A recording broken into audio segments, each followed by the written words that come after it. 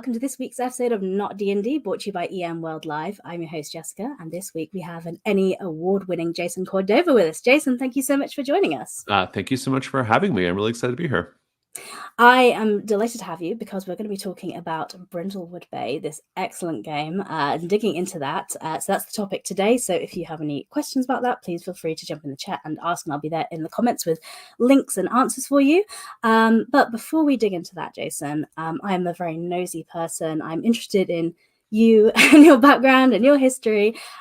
So the first question I'm going to ask you is if you remember your first experience with role-playing games. Do you remember the first game that you played? I do, yeah. The very first role-playing game I played was the Marvel Superheroes role-playing game. From back in the 80s. It was the advanced boxed set version. And what had happened was my dad, I was like 10 years old at the time, so I was pretty young.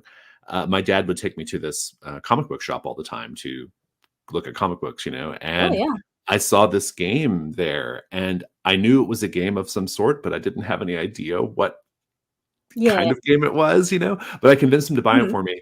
And I probably spent 2 months reading the books, having no idea what I was doing. Like I had no conception of it. I didn't know what Dungeons and Dragons was. I just had I had no context. And so I did not understand what this was, but I was fascinated by it, but I didn't know what was going on.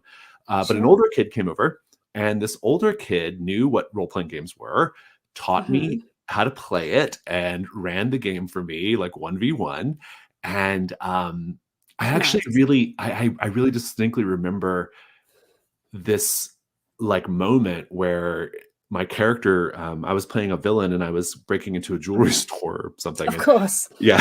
And I remember this kid who was running the game, he kind of describes the jewelry store and everything. And then he goes, "What do you do?" And I was like, "What do you mean? What do I do? Like, do I do something with this paper, or like I don't know? Like he's like, what do you mean? What do I do?" And he's like, "Just tell me what you do." And it took me a minute to grok what he was saying, but I eventually did, and I was like, "Oh, this is for me. Like this is for me. This is what I want to do. Like I want to do this for the rest of my life. Like I love this. Like just it felt so open with possibility. So that was my first role playing game, and I kind of pretty swiftly moved on to second edition Advanced Dungeons and Dragons. That was probably the main game I played for most of my youth, and but also I played things like Rifts and Teenage Mutant Ninja Turtles and Shadowrun, and I'm aging myself a bit here. Vampire, all that kind of stuff. Yeah. Amazing. So it sounded like you had a really kind of well-rounded TTRPG diet, so you were trying loads of different stuff. Yeah. I mean, it was really exciting. It was a different time, pre-internet. So a lot of times you just had to like kind of pick something up and try it. Like there was no one to like tell you, or there was no easy way of finding out like whether something was good or not. So you just and we didn't really have any basis for comparing either. And when you're young, just cool art and guns and powers is like enough, right? To like make you excited about something, right? So it's got a Marvel superhero theme. It's Teenage Mutant Heroes. Yeah. Like Rifts mechanically probably one of the worst games ever written, but like at the time it was like so exciting, like, oh my gosh. And nowadays it doesn't really fly for lots of different reasons, but I took a break from role playing games and like basically for all of the aughts and early 2010s, and so I missed like 3.0 and 3.5 and 4. I missed all those editions of Dungeons & Dragons. And I came back in 2013, kind of lured back by the indie RPG scene. Yeah. Amazing. So how did you become somebody that was like, playing games, coming back to playing a lot of indie games, to be somebody that created a game that has done very, very well, Emmy award winning? And if I'm correct, Brindlewood Bay is the first game that you wrote. It is. Yeah. How did that come about? Yeah, it's the first game I finished, I should say. It's probably more accurate. Okay. It kind of depends on where you measure it, I suppose. But so I actually my journey to publishing was I kind of started in community organizing and game organizing. So like I mentioned, I came back in 2013 to the hobby, and I was just looking for people to play role-playing games with. And so I found this somewhat defunct group in Houston. It was just a Google Plus board called The Gauntlet. and they weren't really doing anything, but it was in Houston, which is where I was. And so I was like, hey, I'm interested in playing something that's not Pathfinder, because that was the big game at the time. Is anyone interested in trying out these other games, And I was, at that time it was like Fiasco and stuff like that, right? Yeah. And so somebody replied, and we kind of got a thing going. We would meet every Friday night every Friday night in a closed down office park building that we had access to, with no AC in Houston. We would do that, and then Friday night became Fridays and Sundays, and that became Fridays, Sundays, and Wednesdays. And so we had this like really regular face-to-face group that just grew and grew in Houston, and eventually we began to rival the size of the Pathfinder groups. We would have like 6 or 7 tables at our Wednesday meetup. And so I was kind of doing that a lot. And then when I moved away from Houston, in order to kind of keep that going, I moved the Gauntlet to be just an entirely online thing. That led to podcasting, and so I've hosted several podcasts through the Gauntlet over the years. And then eventually we got into publishing as a way of supporting our broader community initiatives, like financially. And I published like smaller games and smaller things from other people. And then my own first game that I published was Brindlewood Bay, though it was not the first game. I had started writing another game called The Between, which is also now out, about monster hunters in Victorian era London. And I had been working on The Between for a while, and I was running into this issue with the mystery system. I didn't know exactly how I wanted the mystery investigating part of The Between to work. And rather than rewrite The Between over and over again, I decided to do a smaller mystery game just to try out some of the basic concepts that I was playing around with. And so that's where Brindlewood Bay came from. I don't remember how I got the original idea for it, but Murder, She Wrote meets Cthulhu seemed like a pretty slam dunk idea. and so yeah. It's a pretty good hook. And so I started working on that, and I put Brindlewood Bay out, because it was originally just kind of a sketch for The Between, but it ended up being its own game, and it's it's a big hit, and we're really excited about it. And The Between is very popular now too, and so it's really interesting because the two games are very much like, in some sense, I worked on them at the same time, but Brindlewood Bay did come out first, but they also are in communication with each other. Like Brindlewood Bay informs The Between informs Brindlewood Bay, and back and forth. And so, that's kind of how that's the short version, but no, it sounds like an interesting, believe it or not, that was the short version. No, that's great. I mean, for people that haven't heard of Brindlewood Bay, because we're talking about it because we know about it, could you give a brief overview? So if somebody's hearing about it for the first time, what is Brindlewood Bay? Brindlewood Bay is a tabletop role-playing game about a group of elderly women in a fictional town in New England called Brindlewood Bay. These women, they all have partners who are deceased, and they've sort of moved to Brindlewood Bay as their kind of like late in life second act, essentially. And they find friendship and companionship in one another.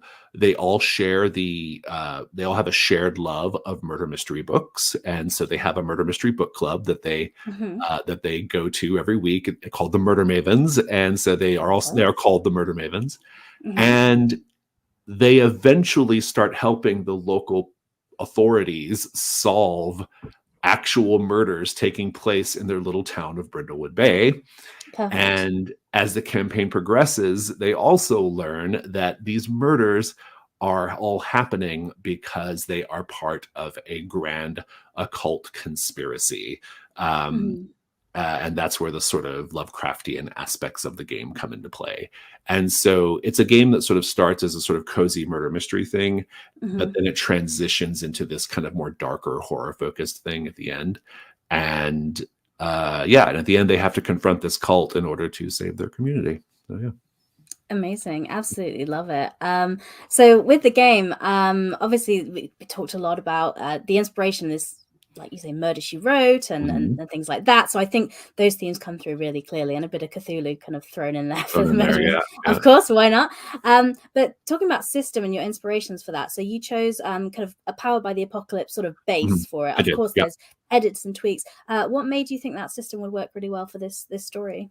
Well, it was mostly just a matter of familiarity, if I'm being honest. I mean, there's a universe where I played some other system more and maybe bolted my mystery ideas onto that, but PBTA is what my community is really good at. It's what we're known for. We did a lot to sort of promote Powered by the Apocalypse as a forum, and so it was just something that, as in the Gauntlet, we were very, very familiar with, and I was personally very familiar with, because my favorite games are, Monster Hearts, Monster of the Week, like games like that, right? And so, yeah, that was mainly the reason why it has a Powered by the Apocalypse kind of foundation. Sure. But I do like it. I mean, I think Powered by the Apocalypse is a good fit for the sort of cinematic and genre-focused style of play that I prefer, and that indeed Brindlewood Bay is. And so, but then it has its own kind of elements, particularly the mystery solving part of it, which is somewhat novel and different from what you find in PBTA, and also the fact that it's scenario based, right? Most PBTA games don't have scenarios, right? So so talking a little bit about, we'll dive into the mechanics as we go, but maybe it'd be useful to talk about the characters, the people that you play in this game. So as you say, you're going to be playing these elderly women, or elderly people maybe, that are part of this mystery club. But how do we actually create a character? What mechanically goes into it? There's only a few choices to make. So I see you have like that. If you're watching the stream, you have the little sheet pulled up here, and basically you pick your name. We have a selection of names there for you, but you can write your own name, of course. You pick your style, which is both an expression of your personal fashion sense as a murder maven, but also it should say something about your personality as well. And we have some of the styles are very like the meaning is not immediately clear, and that's intentional. I intend for you to research them more. Like what does it mean for your style to be Martha's Vineyard or Dorothy Spornak or Blouse Farm? Like, what does that mean, right? And so, and you can bring your own meaning to it as well. Every maven has a cozy activity, which is a hobby they enjoy outside of murder mystery books. So baking, pottery, knitting, etc. You have your abilities, which is a 5-score array, and you pick some questions that are called end of session questions that you are trying to role play towards, so that you get experience points at the end of the game. That's the only way you get experience points, is by answering these questions positively or affirmatively. And then you pick a move, and the moves, there are 2 different sets of moves. There are the classic Murder Maven moves, and then there's the new set that we kickstarted, or part of the Kickstarter, one of the Kickstarter stretch goals. The classic moves are all inspired specifically by male TV detectives. So your Fox Mulders, your Dale Cooper, Sonny Crockett. Poirot. Well, Poirot's in the other set, but yeah. Oh, okay. These are TV American TV detectives, we'll say. Oh, okay, right, okay. And men. That was a really intentional decision that they're all men, because it's a little bit of a joke on my part of like, in a lot of these old shows in the 70s, 80s, and 90s, like women were sort of like accessories in the story, Yeah. So here in my game, the men are the accessories. They're the abilities that the women use to. Nice. To do I love that. Right? So women aren't just standing there going, "What are you doing?" Yeah, exactly right. Yeah. Because if you've seen any woman in a crisis, look at them. What exactly. Yeah. But yeah, that's actually a really interesting. That's actually not a bad segue. Well, let me talk about the other set of moves real quick. There's another set of Maven moves. You can basically play the game in 2 modes. The other mode uses Maven moves inspired by classic detectives from literature. So there's your Poirot, your Mr. Marple, and all those types of characters, Sherlock Holmes. And the move set in the new move set, the literature ones, they're a little bit more meta in a sense, and they're a little bit more like role play forward, I think, than the classic moves. Both are a lot of fun, but it's basically 2 modes of play essentially. But speaking of like women though, and like how women are represented, that was actually a really big part of the design goal for me. On the surface, the game is very like, cuddly and cozy. And it's about these like older women, and they wear cardigans and they solve murder mysteries. And it's very, it's very Rosemary and Thyme. It's very Miss Marple. It's very all that, right? But also, I really would like for the game to kind of, I don't know, like frankly and unapologetically explore like what it means for these characters to be women, right? And so one aspect of the character sheet is called the Crown of the Queen and the Crown of the Void. And what they are essentially is they're just a little series of prompts. There's about, I don't know, 10 total or something like that. And when you're rolling dice, in order to get a better die result, you can mark a Crown of the Queen or a Crown of the Void in order to get a better die result, and you just have to do what it says. And the Crown of the Queen all has prompts that explore the idea of the characters as women. And so like it's a really like kind of particular kind of narrative focus that has nothing to do with murder mysteries and nothing to do with Cthulhu mythos or Lovecraftian cosmic horror. It's really just like narrate a flashback to a time when you were an imperfect sister or daughter, right? Like that kind of thing.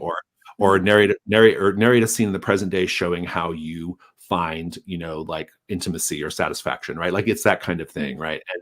And then the other part of it is the Crown of the Void, and those have more to do with like the Maven getting more wrapped up in the occult aspects of the story. But yeah, that was a really big part of the design for me. I did not want these characters to be caricatures.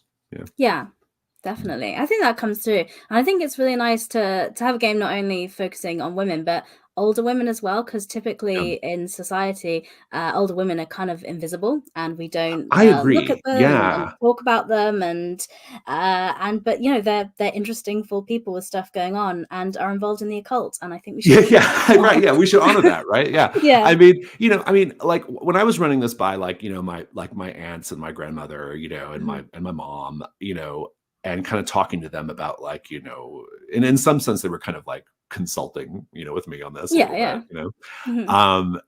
But like talking with them and just kind of knowing their experiences and their life experiences. I mean, you don't stop being a full person just because you're in your 60s or 70s, like you keep having desires and wishes and aspirations. And this whole story, I mean, is about a group of women who basically, because their partners are deceased, they are deciding late in life, like, this is my second act or my third act, maybe, like this is like my new, I'm, in my twilight years, I'm going to like live life to the fullest with this group of other women. And I don't know, it's very Golden Girls in that way as well. Yeah. So, No, I think that's very true. I think that is true for a lot of women when, their partners pass away, they're in this new stage of life and they're like, wow, I get to recreate a different kind of life for myself. Well, because women typically live a lot longer than men, right? Especially if their partners were men, right? I mean, and these characters or partners don't have to have been men, but like, but typically it's, it's a woman outliving her husband by a long time, and so, I think it's an interesting territory. And like you said, it's not something we get in media much less role-playing games, right? It's great to see it. And I think it's really interesting playing these characters as well, because generally I think older women care less about what other people think about them. So they will say what they want a bit more, or they will have whatever hobbies or dress however they want. And so I think the style and the cozy activities are really nice kind of nods to that, about people just enjoying what they enjoy and living their life. Or they will assert themselves in the middle of a murder mystery and say like, what were you doing on this day or that day, or what was going on, So, exactly. So speaking about that, let's talk about the mystery system in the game.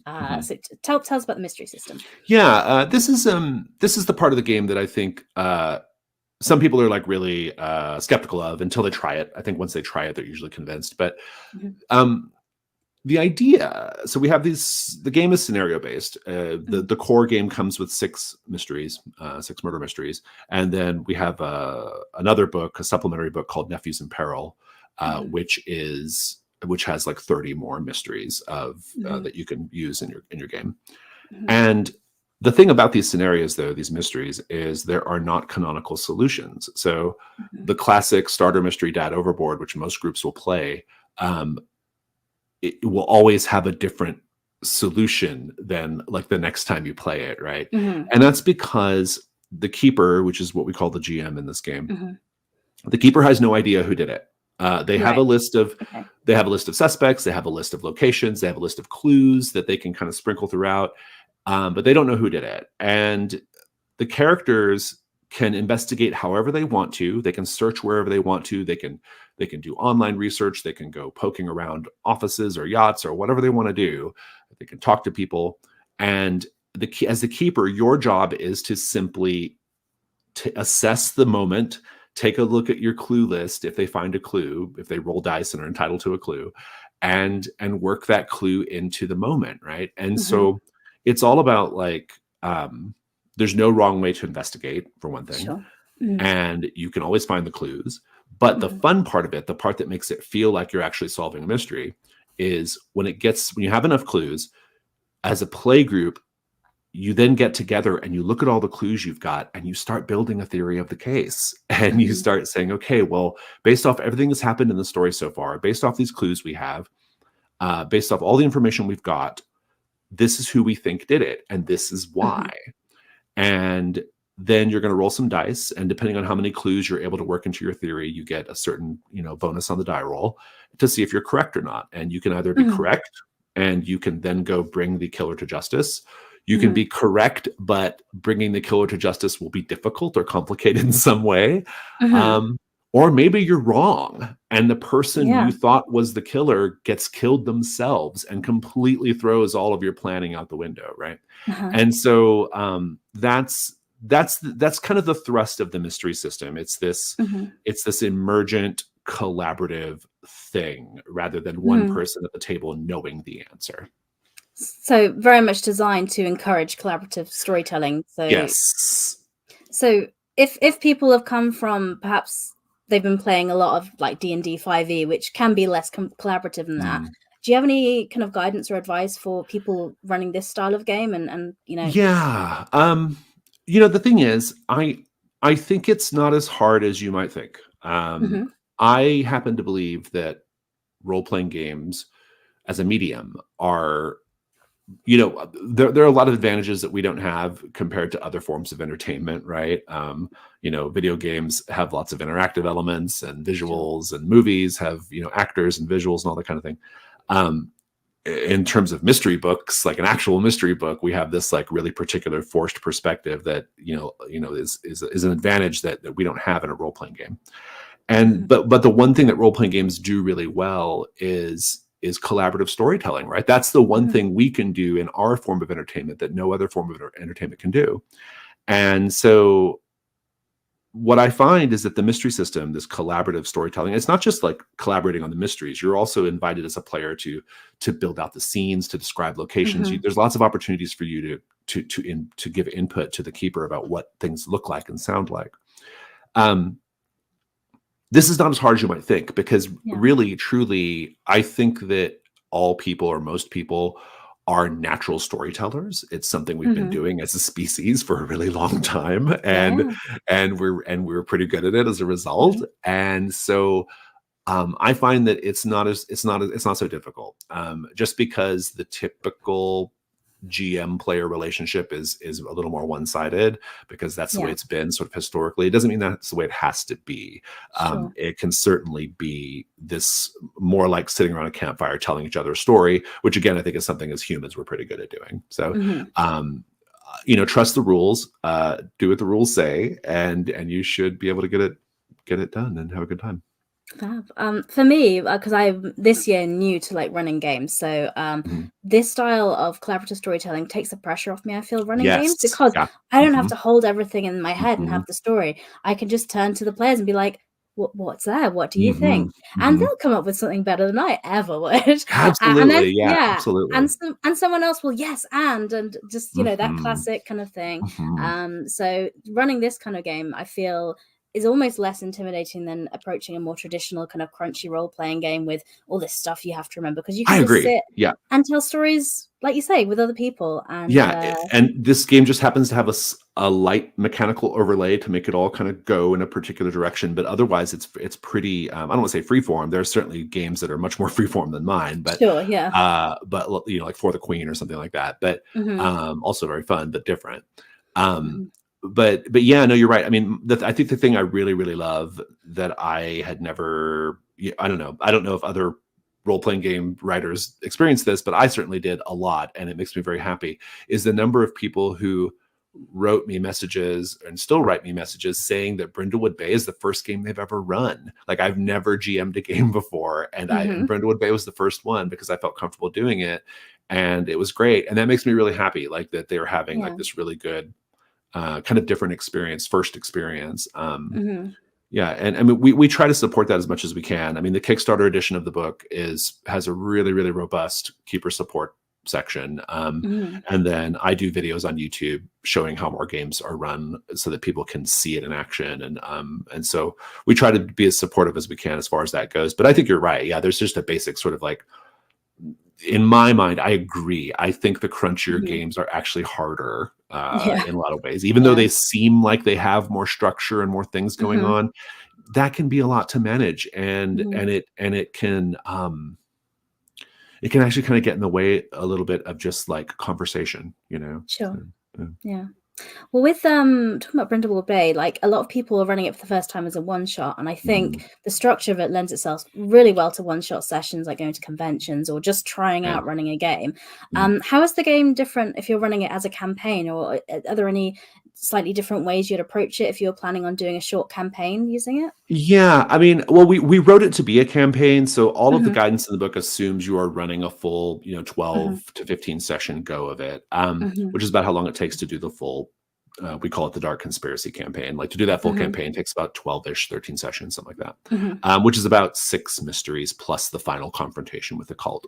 That said, you're right. It does scale nicely to a convention setting and a one-shot setting because it's scenario based, right? So you can sort of like, just pick the one and go with it. I do think the one thing that's kind of worth being mindful of, whether you're running it in a one shot or whether you're going to run it in a short series or whether you're doing it in a campaign, is the pacing of the supernatural elements.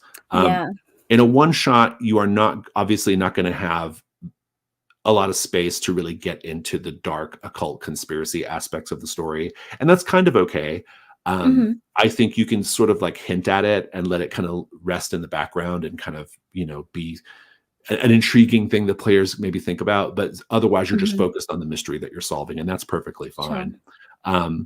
But obviously, as you get ready to like add sessions, you will start. You'll start introducing more and more of these supernatural elements, and the game helps you with that. So the game has this sort of timer, which is called void clues. So there's like special clues you can find called void clues, and whenever you introduce a void clue as the keeper, you're just showing a little bit of this sort of creepy supernatural elements peeking, kind of creeping into the world, peeking into the world, showing, sometimes it's in the background, sometimes it's just a weird little odd thing, but it's there, But those void clues are also a timer for the overall campaign. So you have this campaign sheet called the Dark Conspiracy sheet. And essentially, as the Mavens find X number of void clues, they unlock the next part of the campaign, which changes the nature of the campaign, introduces new elements and things like that. So it's pretty structured, and there's a lot of guidance there, but it's still fairly easy to manage and keep it, it's still fairly light load as far as managing a campaign, I find. And so we tried to like strike a nice balance between being very supportive of the things keepers will need to keep going in a campaign, while still leaving them lots of space to improvise and incorporate what the play group is doing. So and I guess the void clues probably also help with that tone shift that will come, because I'm imagining that when you first start playing this game, you'll be playing, it could start off quite humorous and quite lighthearted with the characters, meeting for their club and doing all this, and then by the end, the void clue happens. Tone. You're like, whoa, So I can imagine that naturally lets you bring in that change of tone and kind of pace it that way. Well, and indeed, the structure of the game is such that basically after the first session of play, according to the campaign sheet, after you've done your debrief, after we think we're all done with the game that day, the keeper then narrates a little sort of MCU style stinger, right? Where they narrate, like, they show an out of character scene showing the cult doing some dark stuff in the background, right? And so that's the real, like, the hook, right? It's like, I mean, the players might have been excited about playing this game already and they had a great first session, but then that little stinger scene with the cult, who are called the Midwives of the Fragrant Void, that little stinger scene with the midwives absolutely hooks them in. They're like, oh, I have to come back and see what is really going on here, So that's that it's all built in, right? Like that, like structurally, that part of it, we've tried to make it so that the keeper can really just focus on like the scenario in the moment, and as long as they're following the structure, they'll kind of naturally unfurl those supernatural elements without having to like think about it too much or too hard. They Yeah. kind of just gonna go with the flow and follow the structure, and it works out pretty well, I find. That's really reassuring to hear the system helps with that, because I think a lot of people running a game for the first time, things they worry about is how do I get the pacing right and how do I get the tone shifts Yeah. right? Yeah. And so the fact that the game has support built in for that is a little bit comforting. Well, definitely for me anyway. Yeah, well, and the thing is, like, our design and our publishing instincts all come from the fact that before we were a publishing group, the Gauntlet was a play group. That's what we did, right? We at our height, we were organizing like literally like 200 sessions a month, right? Like online and face to face. And so as a community, we have like so much experience with play. And I think that sort of collective information and knowledge and institutional knowledge and knowledge about what works at the table has certainly filtered into our games, right? So like we have a really good sense of like what works at the table. And so and it's reassuring when people then say, yes, this worked at the table. So we had a good experience with it. So it's like, hey, great, glad to hear that. That's the goal, yeah. Speaking of play experience, I can picture in person how you have all your clues, and I can imagine when you're theorizing, you're literally on the table putting stuff together and doing things like that. How that would obviously be a bit different with online play. What kind of plans do you have for the game for virtual tabletops and online play? So we're mostly an online play community, and we have commissioned Roll20 to make some Roll20 assets. That was part of the Kickstarter that we did. Roll20 is working on that.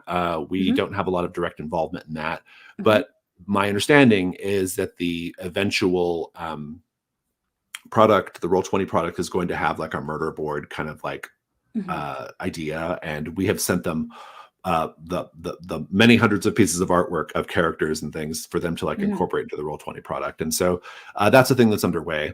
In the meantime, or alternatively, in the Gauntlet, we don't use anything like that in our online games. We just use what's called a character keeper.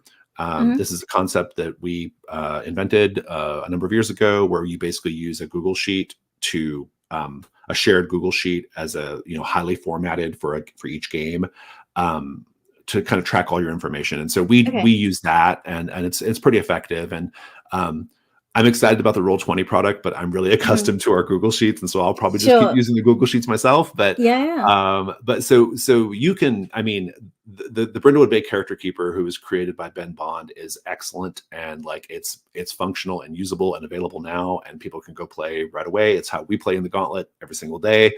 But the Roll20 product is coming. I know some people have made things for some of the other VTTs. Those are not like official things, but we certainly sanction them. We're okay with that.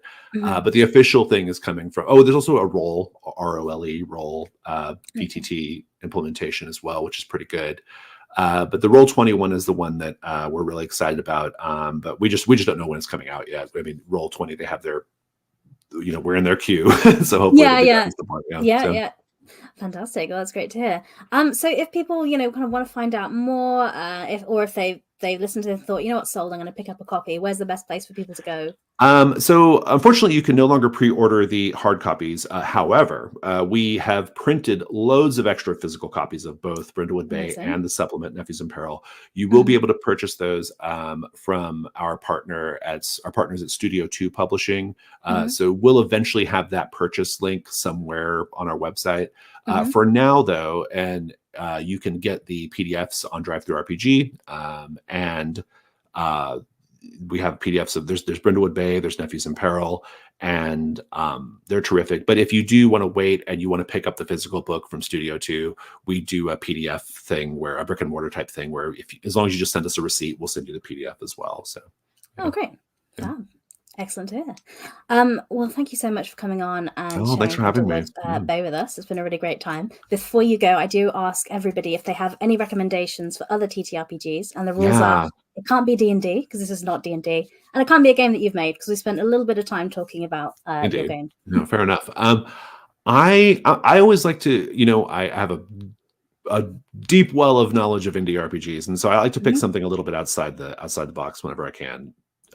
Please do. I love the games of Matthias Holter. Matthias Holter is mostly known for LARP, for Nordic LARP, but he did a number of really fantastic indie tabletop games in the like in the 2010s. And one of them that I'm going to recommend is called The Society of Dreamers. The Society of Dreamers, hugely influential on my game, The Between, and I just love it. But basically, you play this group of people who are in a sort of Victorian era-esque setting. You play this group of people who have become aware of these dream creatures called Nemesites.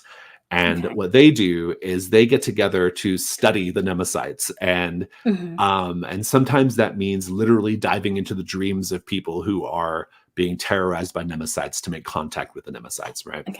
What I love this game, though, the premise is great, but what I love about it is it's a game that uses like rituals of play in a really intriguing way. So at the very beginning of the game, before you even start playing, you stand up and you walk to the four corners of the room and you like yell gibberish into the corners in order to quote unquote like cast out the spirits, you know, in the room.